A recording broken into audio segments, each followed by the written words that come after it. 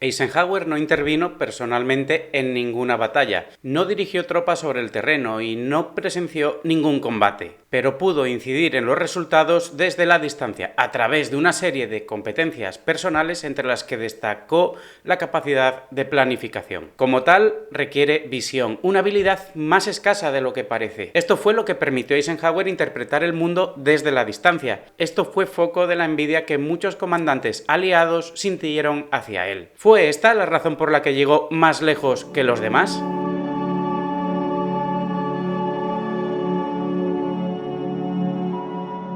Eisenhower nació en 1890 en el seno de una familia humilde de origen alemán y testigos de Jehová. Gracias a una beca como deportista y estudiante, ingresó en West Point, donde se graduó en 1915 sin grandes alardes, como veíamos en el caso de Ulysses S. Grant, otro militar que llegó a presidente de los Estados Unidos. En 1916 demostró sus habilidades como formador al instruir a un regimiento al completo, y en 1918 fue destinado al Batallón de Tanques Pesados número 301, donde conoció a Patton. Desde el final de la Primera Guerra Mundial y hasta 1935 formó parte del Estado Mayor. Sirvió bajo las órdenes de Douglas MacArthur, Fox Conner, Walter Kruger y John Pershing. Fox Conner es conocido como el hombre que hizo a Eisenhower, de quien aprendió filosofía, historia y diplomacia. Tras el ataque de Pearl Harbor, presentó una estrategia para la guerra en el Pacífico, que fue seguida durante la primera fase de la guerra. En el verano de 1942, George C. Marshall,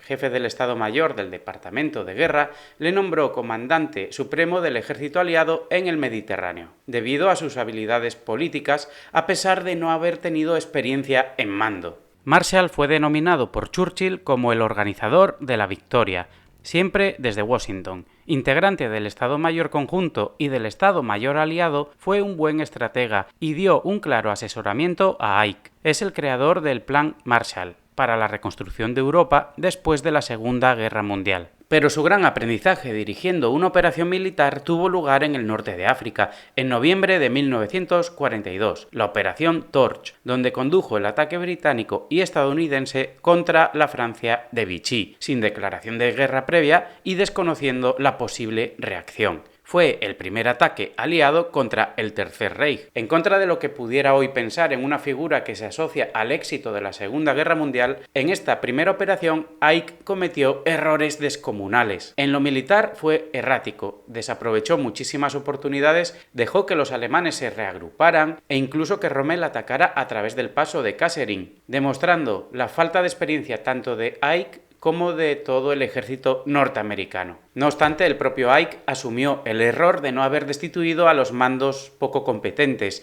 lo hizo como suyo y de este error y de otros muchos aprendió para las futuras campañas. Sobre todo destacó como buen negociador, pues acordó con el almirante Darlan, una de las figuras más relevantes de la Francia de Vichy, la rendición de las tropas francesas. En julio de 1943 comenzó la invasión de Sicilia, la Operación Husky. Ike fue tremendamente cauteloso, pidió a Montgomery y Patton que fueran conservadores y en consecuencia realizaron un avance lento, tardando 9 meses en llegar a Roma. En esta campaña se mostró inseguro y el gasto de recursos, sobre todo de vidas, fue muy alto para los pocos logros conseguidos. Stephen Ambrose, el historiador y biógrafo de Eisenhower, ha catalogado esta etapa como de fracaso estratégico y no le falta razón. Sin embargo, también es una etapa de aprendizaje continuo y Ike comenzó a destacar como líder de otros líderes a su vez. Y es que tuvo que lidiar con 3 comandantes británicos: el mariscal Tedder, el almirante Cunningham y el general Montgomery. Ike solo dirigió unos meses de esta campaña hasta que tuvo que trasladarse a Gran Bretaña para comenzar con los preparativos de la Operación Overlord.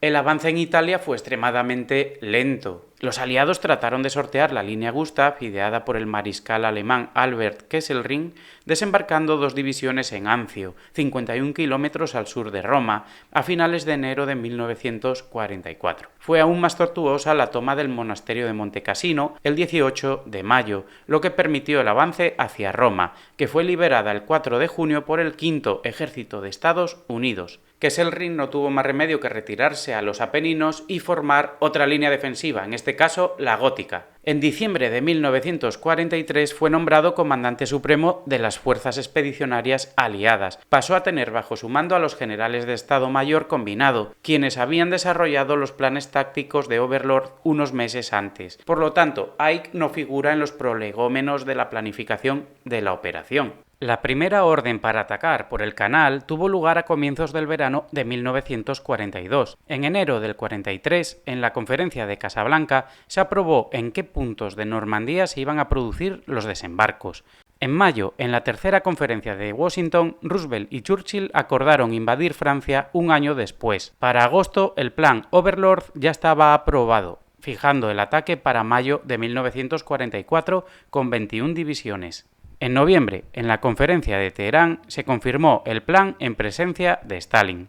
En febrero de 1944 se creó el Cuartel General Supremo de la Fuerza Expedicionaria Aliada. Los primeros meses de 1944 el plan se cambió una y otra vez debido a la altísima incertidumbre. Partiendo del plan Cossack original, el plan definitivo fue elaborado por el 21º Cuerpo de Ejército y aprobado por el Cuartel General Supremo. Pero antes de llegar a Overlord había más planes y operaciones. Antes estaba la Operación Neptuno, la logística de transporte por mar de tropas y suministros, los desembarcos y establecimiento de cabezas de playa.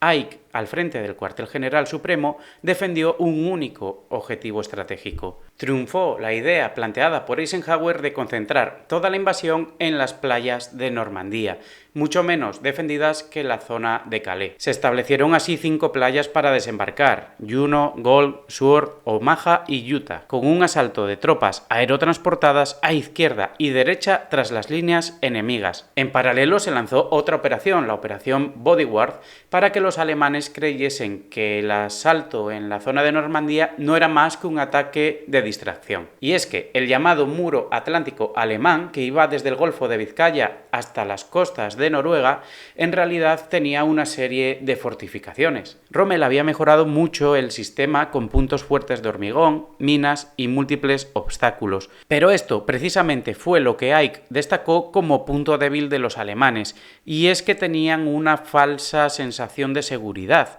y solo habían desplegado defensas en playas y puertos, pero no un sistema de sólidas líneas secundarias. Ni siquiera se habían culminado las defensas solicitadas por Rommel al asumir el mando en Francia. Desde el día 1 de junio de 1944, las reuniones de Ike con sus comandantes fueron constantes. El desembarco, que estaba fijado para el día 5, se pasó al día 6 debido a las condiciones meteorológicas, pero no más allá. En las horas previas al desembarco fue Ike, y este punto es muy importante, quien tuvo que decidir si se atacaba o no en función a las condiciones climatológicas. Y Ike dijo: "Ok, we will go". Demostraba así una altísima asunción del riesgo, siendo una de las decisiones más duras de la historia militar de la humanidad. Así, Ike asumió la responsabilidad de la operación aerotransportada, a pesar de que se estimaba que un 75% de los soldados no volverían a su casa. Luego las bajas, por suerte, fueron bastante inferiores y estuvieron en torno al 10%. El día D, las tropas aerotransportadas comenzaron a saltar después de medianoche. Paracaidistas y planeadores se dispersaron por el mal tiempo y el fuego antiaéreo. A las 5:45 comenzó un bombardeo naval que trató de destruir las fortificaciones costeras con resultado irregular. 7.000 embarcaciones participaron en el mayor desembarco de la historia, y las tropas desembarcadas en las 5 playas debían, a su vez, formar 5 cabezas de playa. La segunda fase de la operación consistía en enlazar, en unir estas 5 cabezas. El contraataque alemán fue confuso. En primer lugar, Rommel estaba en Berlín por el cumpleaños de su esposa y sustituyéndole estaba Rundstedt, que no consiguió contactar con Hitler hasta que se levantó al mediodía de la cama. Por lo tanto, no pudo responder enviando unidades blindadas de reserva al ataque aliado. Al final del día D, 156.000 soldados aliados habían desembarcado. El 12 de junio se tomó Carentan y se unieron las cabezas de playa. En julio cayó la importantísima Caen, y Hitler ordenó una grandísima contraofensiva que terminó en fracaso. Y es que en agosto 60.000 soldados alemanes quedaron cercados en la bolsa de Falaise. La batalla de Normandía había terminado. A su vez, el 15 de agosto comenzó la Operación Dragón con los desembarcos estadounidenses en el sur de Francia. El 24 de agosto fue liberada París por presiones de Gaulle a Eisenhower. Ahí tuvo que hacer grandes demostraciones de liderazgo y más por no haber pisado nunca un campo de batalla sobre otros comandantes como Patton, Bradley o Montgomery. Y esto salpicaba muchísimas veces sus diferencias de criterio. Por ejemplo, Ike era muy cauto y quería avanzar sobre Alemania desde Francia y Países Bajos, sobrepasando la línea Siegfriedo y derrotando a las tropas alemanas al oeste del Rin. Mientras, Montgomery y Bradley eran defensores de un avance profundo y estrecho hacia Alemania, concentrando todos los recursos en un mismo punto. Además, Ike tuvo que conciliar las diferencias que existían entre Patton y Montgomery. Ike no cedió con ninguno de ellos y defendió siempre la estrategia del Frente Amplio entre tropas británicas y estadounidenses. En el norte del Frente Amplio, el 3 de septiembre, Bruselas fue liberada por tropas canadienses y británicas bajo el mando de Montgomery, y poco después el estratégico puerto de Amberes. En el centro, Bradley también avanzó y contactó con las tropas aliadas que avanzaban desde el sur de Francia, cerca de Dijon. El próximo paso consistió en avanzar en los Países Bajos. Y es que aquí tenemos una de las decisiones más controvertidas de Eisenhower, y es que aceptó la proposición de Montgomery para lanzar una ofensiva en los Países Bajos. Una ofensiva que fue muy costosa y que ya sobre el papel era muy arriesgada y además es muy famosa, la Operación Market Garden. Esta operación consistía en formar una cabeza de puente sobre el Rin para lanzar una posterior ofensiva contra Alemania. Pero tras más de una semana de fuertes combates, Montgomery no tuvo más remedio que cancelar la operación a finales de septiembre. A mediados de diciembre, Alemania respondió con la contraofensiva de las Ardenas, con 200.000 soldados. Fue toda una sorpresa para los aliados, que penetró en el centro de la línea estadounidense. Aunque fue un error que podemos atribuir a Ike, también fue el primero en interpretarla correctamente y planteó sacar partido de la misma con una contraofensiva, pues los alemanes habían salido de la defensa de la pared occidental. El 26 de diciembre, los refuerzos estadounidenses procedentes del Tercer Ejército, liderado por Patton, frenaron el empuje alemán y pasaron al ataque. Para mediados de enero, los alemanes ya no tenían reservas ni de hombres ni de recursos para lanzar más contraofensivas, y el día 8 de marzo los estadounidenses pusieron sus pies en Alemania. El 7 de mayo de 1945 los alemanes se rindieron incondicionalmente. Ambrose destacó que parte del éxito se debió al compromiso de Ike y a su implicación de tiempo, energía y emociones, sumados a su intelecto y liderazgo. Este autor también ha destacado la fortuna que tuvo Ike al tener en su equipo a perfiles muy buenos y muy cumplidores. Y esto ha derivado en una coletilla famosa en Estados Unidos conocida como la suerte de Eisenhower. Tras la rendición alemana, Eisenhower gobernó durante 6 meses la zona de ocupación estadounidense en Alemania. Luego fue comandante supremo de la OTAN y desde 1953 presidente de los Estados Unidos. Llegó a la Casa Blanca tras contar en su campaña con un lema muy pegadizo: I like Ike. You like Ike, I like Ike, everybody likes Ike for president. Hang out the banner, beat the drum, we'll take Ike to Washington. Padeció problemas de salud en sus presidencias y murió en 1969. Eisenhower fue un as de la planificación y de la gestión. En realidad, en una época en la que no había internet, movió una cantidad de recursos ingentes. Y para lidiar con esta realidad, él diseñó lo que hoy conocemos como la caja Eisenhower, una herramienta muy simple pero muy eficaz. Es útil para desarrollar atajos y mapas mentales para tomar decisiones de manera sistemática. Permite, sobre todo, identificar qué tareas son urgentes, qué tareas son importantes y evitar generar cuellos de botella. Pero vamos a ver, si la operación ya estaba planificada, Marshall la dejó hilada, otros generales la perfeccionaron, comandantes como Patton y Bradley hicieron el trabajo sucio sobre el terreno.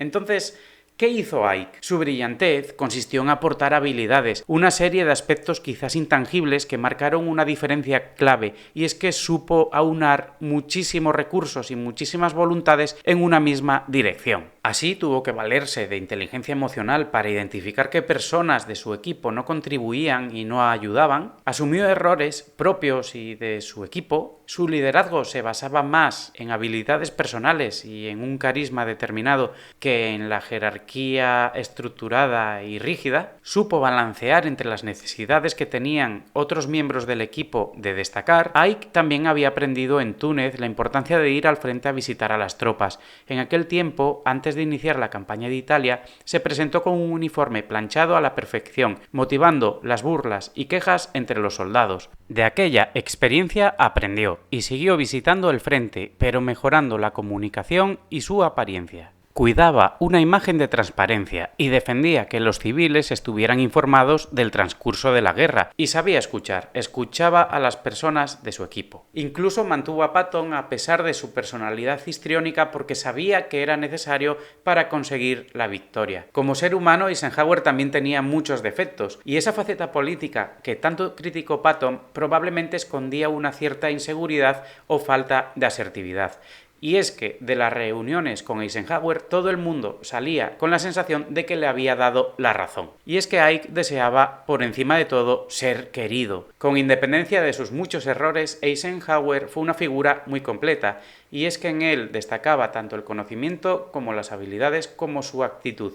Los tres iban alineados en un mismo sentido, y esto le permitió dar lo mejor de sí mismo. Su persona y sus decisiones quedaron vinculados para siempre a una operación gigantesca que, junto a la emprendida desde el este por la Unión Soviética, llevó a la derrota del Tercer Reich. Eisenhower y todos aquellos que formaron parte de su equipo consiguieron que las cosas funcionaran y salieran adelante en el momento de la verdad. Y esto se debió a su implicación total y absoluta con el proyecto y a su virtuosa capacidad de planificación. Y si te ha gustado, dale like y suscríbete al canal.